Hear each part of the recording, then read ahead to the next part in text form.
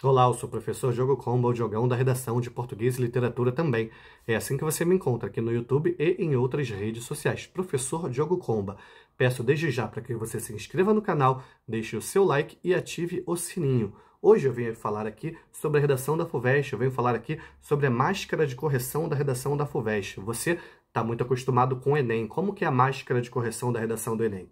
Competência 1, norma padrão. Competência 2, tipo de texto barra tema. Competência 3, coerência. Competência 4, coesão. Competência 5, norma padrão. Pois bem, a redação da FUVEST ela vai se dividir em 3 momentos e o primeiro deles é esse daqui, tipo de texto barra tema, né? Que acaba sendo parecido lá com o que a gente vê no Enem. Eu vou te falar aqui cerca de 10 cuidados que você deve ter.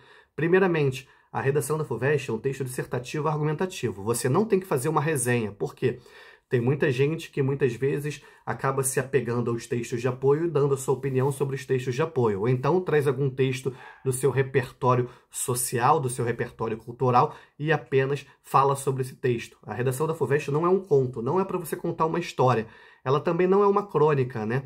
Não é um texto, qual o nome? Extrovertido, irreverente que você vai fazer sobre o tema e também não é uma notícia. Toma muito cuidado com o tipo de texto. Se você fugir do tipo de texto, você pode ter a sua nota zerada ou até bastante prejudicada, né? Ou bastante prejudicada ou até zerada, queria dizer.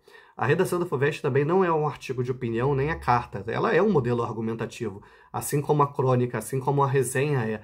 Só que ela é uma dissertação. É uma dissertação, é aquele momento que a sua opinião, muitas vezes, não aparece tão cara, não aparece tão evidente assim. Depois, a estrutura dessa redação da FUVEST. Você tem lá o seu parágrafo de introdução, 2 ou 3 parágrafos de argumento e o parágrafo de conclusão. Já dei dicas aqui no canal de como fazer cada um desses parágrafos.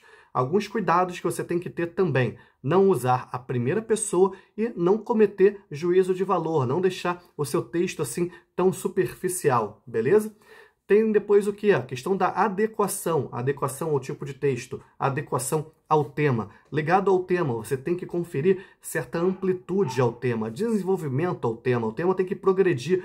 Você não pode ficar batendo na mesma tecla, você não pode ficar dando voltas em torno de um mesmo argumento. Você tem que trazer coisas novas ali, tem que ter argumentos diferenciados. Muitas vezes os argumentos são ligados, tem uma relação de causa e consequência, mas ainda assim você tem como trazer essa amplitude. Eu recomendo, inclusive, que você pesquise o quê? Pesquise sobre os estilos de época, desde o quinhentismo até o modernismo. Pesquise romances da literatura brasileira de cada um desses estilos.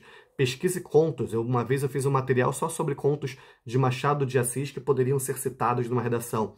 Pesquise poesias da literatura brasileira. Pesquise notícias recentes, filmes recentes ou não, né? Mas filmes que você possa, de algum modo, relacionar à discussão. Toma bastante cuidado para você não fugir nem tangenciar ali o tema. O que é tangenciamento? Aquele corte, aquele recorte bastante excessivo que muitas vezes se faz. E mais uma vez, como eu já disse, a progressão temática é bastante importante, beleza? Enfim, se você tem alguma dúvida, alguma sugestão, deixa aí nos comentários.